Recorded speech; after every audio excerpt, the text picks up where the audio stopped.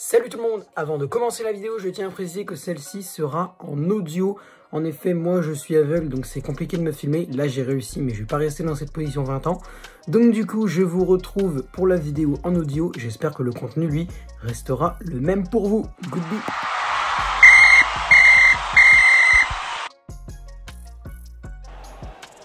Oh, il y a un projectile sur Payet. Oh, il y a un projectile sur Payet et Payet, il relance le projectile dans la tribune. Les joueurs marseillais qui lancent les projectiles niçois sur les supporters. Payet, il va être exclu. Payet, il va être exclu. Et attention, les supporters niçois qui essaient de rentrer sur le terrain. Et Payet qui veut se battre avec les supporters. Oh non. Oh non. Oh, attention, attention. Alvaro qui tire le ballon dans les supporters. Oh là là, c'est très chaud les gars. Oh, les supporters niçois qui sont sur le terrain. Et attention, il y a une bagarre entre Gerson et un joueur niçois. Il y a une bagarre. Oh là là, non, les supporters niçois sont tous sur le terrain. Ah non, non les gars, arrêtez de faire n'importe quoi. Oh non, non, non, non, non. Et il faut rentrer. Eh non mais les gars, les Marseillais, il faut qu'ils rentrent au vestiaire. Les Marseillais, il faut qu'ils rentrent au vestiaire. Non mais c'est n'importe quoi. C'est n'importe quoi. Oh là là. Fais chier, putain, non. Et il y a des bagarres de partout.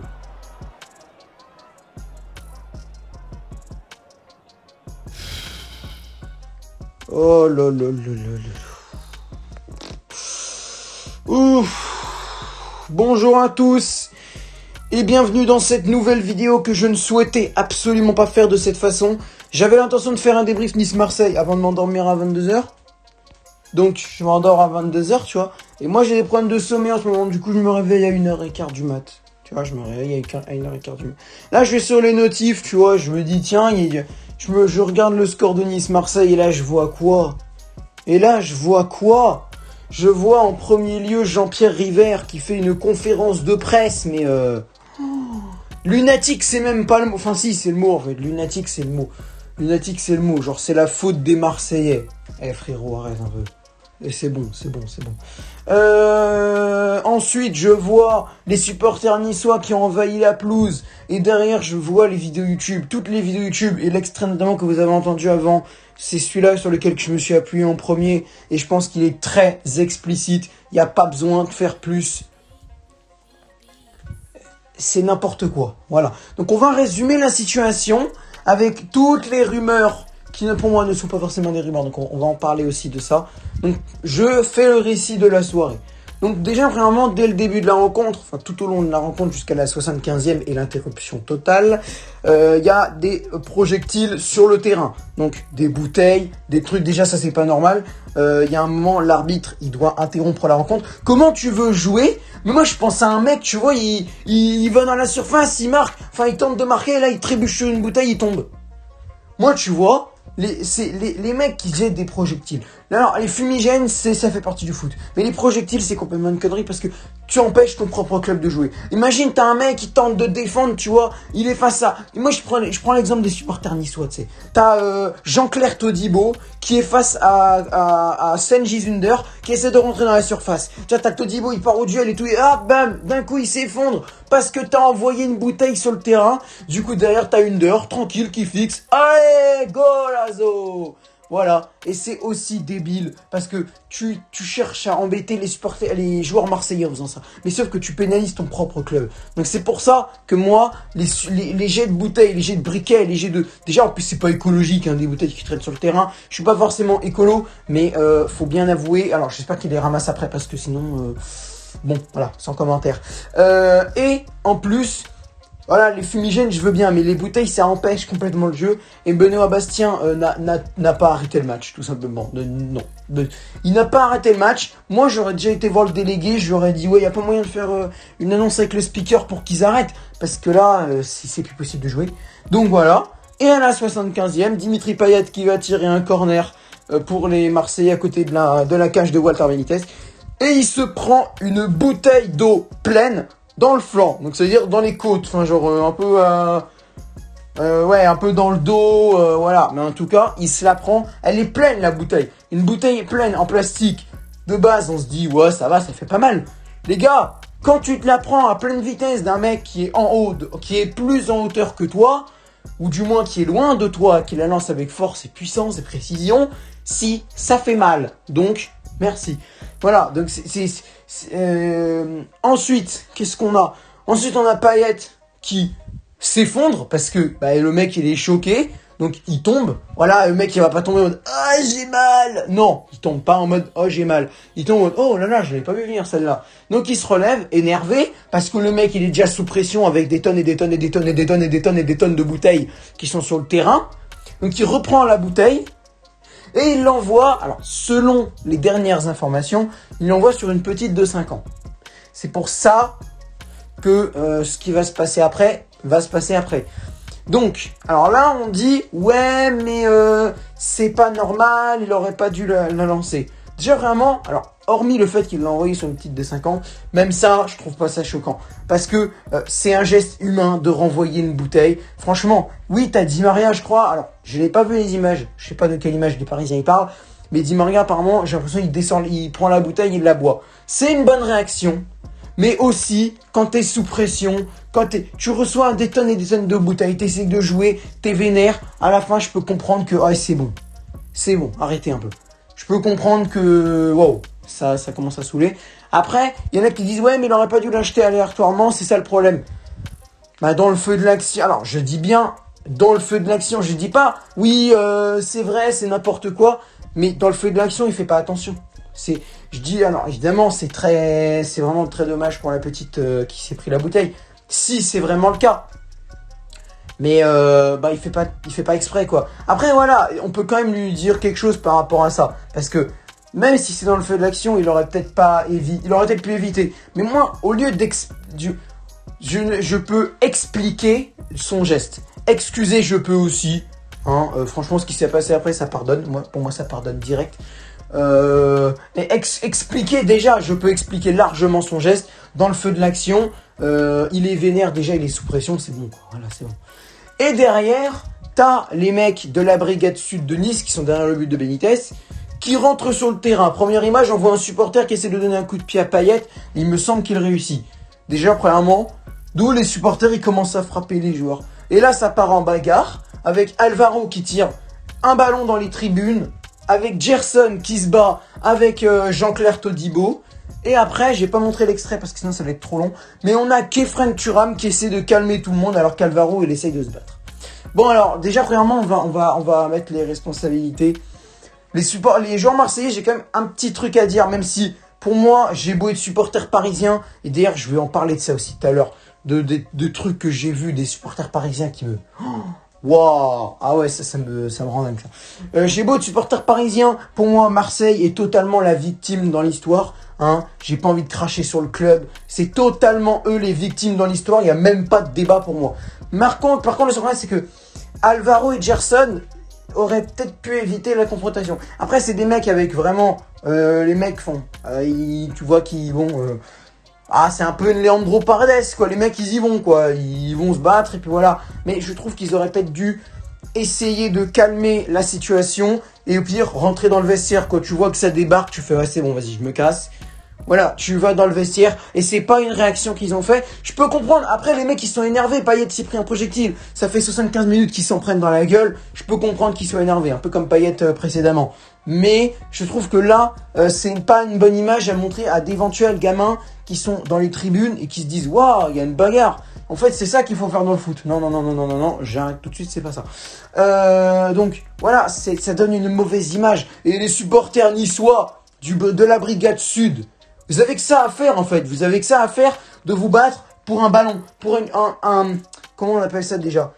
Pour une sphère plastique. Les mecs...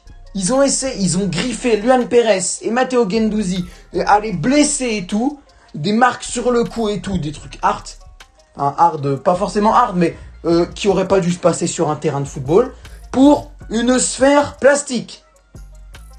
Alors, c'est peut-être sous le coup de l'alcool, mais franchement, c'est totalement débile. Voilà, j'avais un autre mot, j'avais un autre mot en tête, mais je vais pas le dire pour éviter je sais que je vais sortir de mes gonds parce que je vois Luan Pérez et Guendouzi ont failli se faire étrangler. Quand j'ai vu ça, Mais quand j'ai vu ça, d'où t'essayes d'étrangler un joueur, toi? D'où on est maintenant à ce que déjà les supporters, comment ils rentrent sur le terrain si facilement, il n'y a pas de grillage, il n'y a pas de filet, il n'y a rien.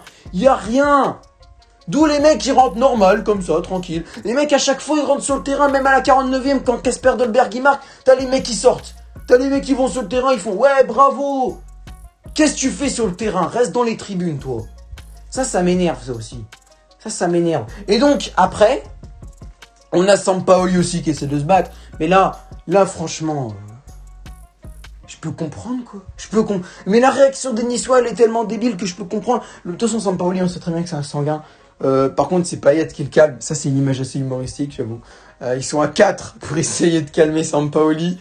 Ça, c'est assez drôle. Après, bon, voilà, mais c'est Payet qui arrive à le calmer. Et finalement, les Marseillais, ils décident de rentrer dans les vestiaires. Et donc après, ça continue à se battre un peu. Et apparemment, deux joueurs niçois qui sont fait frapper par le service de sécurité de l'OM. Ça, je commenterai pas. Alors, je sais pas si c'était pendant la bagarre. Si c'était pendant la bagarre, pour moi, il y a rien à dire. Il y a les joueurs, ils se sont battus entre eux. Le service de sécurité, ils cherchent juste à intervenir. Voilà, après, dans le feu de la... C'est pareil, mais dans le feu de l'action, tu peux tout faire, dans le feu de l'action. Dans le feu de l'action, les mecs s'en font exprès. Enfin, non, c'est pas s'en faire exprès, mais genre, tu vois, les mecs, ça se trouve, je sais pas, j'ai pas vu les images, peut-être que les deux joueurs niçois, ils étaient déjà en train de s'en prendre à... Par exemple, Jean-Claire Todibo qui était sur Gerson, bah, peut-être qu'ils ont décidé de s'en prendre ils ont décidé de s'interposer, et du coup, ils se sont battus contre lui, tu vois. Je sais pas. Je sais plus déjà qui sont les deux joueurs niçois qui ont été frappés. Mais tout ce que je sais, c'est que c'est totalement n'importe quoi ce qui s'est passé hier. Donc on a les supporters, les joueurs marseillais qui rentrent dans le vestiaire. On a Kasper Dolberg, lui, il a une réaction totalement normale. Il a vu les joueurs, il s'est fait ouais c'est bon, vas-y, je me casse. Il est parti dans les vestiaires, il est pas intervenu. Bravo à Kasper Dolberg, c'est un joueur vraiment que j'adore. D'au-delà de ses performances, ça, vraiment le tempérament danois. Moi quand je vois Simon Kjær, tu sais, qui fait un sauvetage de ouf sur Christian Eriksen. Maintenant Dolberg qui décide d'éviter la confrontation. Les Danois eux-mêmes qui décident de reprendre le match après un malaise cardiaque d'un de leur équipe. Vraiment, le tempérament danois me plaît de jour en jour. Vraiment, bravo. Voilà. Et donc, les joueurs marseillais, ils rentrent dans les vestiaires. Et donc, 1h30 après, la LFP décide de arrêter le match. Non, bah non, non, non mais vous avez de ces idées, des fois les abonnés c'est waouh hein. Arrêtez le match. Jamais. Bah non. Pourquoi arrêter le match alors qu'il y a eu des mecs qui sont rentrés comme dans du beurre dans un terrain pour venir mais franchement, s'ils savaient pas se battre, ils les auraient tabassés, alors arrêtez. Pour venir tabasser des joueurs de l'OM.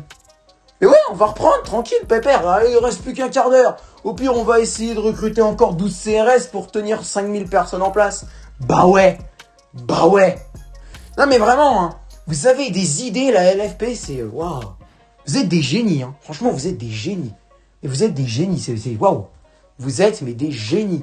Bon bref, du coup, vous vous doutez bien que les Niçois, eux, ils veulent reprendre, hein. Je sais pas pourquoi je dis vous vous doutez bien, en fait je voulais parler des supporters marseillais. Mais là par contre oui vraiment, vous vous doutez bien que les joueurs marseillais eux ne veulent pas reprendre. Et là t'as Jean-Pierre River qui se ramène en conférence de presse. Oui, je ne comprends pas pourquoi les joueurs marseillais ne veulent pas reprendre. Alors je sais pas si t'es au courant, mais il y a eu 1h30 de cela, une centaine de supporters niçois qui sont rentrés sur la pelouse pour essayer de les défoncer. Tu vois ? Donc t'en as qui se sont battus, t'en as qui ont été blessés avec des marques sur le cou et tout. Y'a rien qui te choque. Genre y a rien qui... Non, tout va bien. Tout va bien dans le meilleur des mondes. Bah non. Bah non. Non, vraiment, la conférence de presse de Mister Rivière là... River, pas Rivière. Ouais, c'est bon. River. Non, là par contre je suis désolé, c'est pas possible. C'est pas possible, je ne comprends pas comment on peut faire ça quoi. C'est pas possible, je ne comprends pas. Mais par contre les supporters niçois, vraiment j'ai du mal avec la Brigade Sud. Je sais pas si c'est eux qui ont mis cette banderole, parce que je me souviens d'un match aussi, Nice-Lille, où je crois les supporters niçois demandaient à leur propre club de perdre face à Lille pour éviter que Monaco soit champion. de perdre face à Lille pour éviter que Monaco soit champion. Ça déjà, ça m'avait fait sortir de mes gonds. J'avais fait un coup de gueule. Mais là aussi, ça fait 2 fois les supporters niçois, vous me saoulez. Je parle de ceux de la Brigade Sud, bien entendu.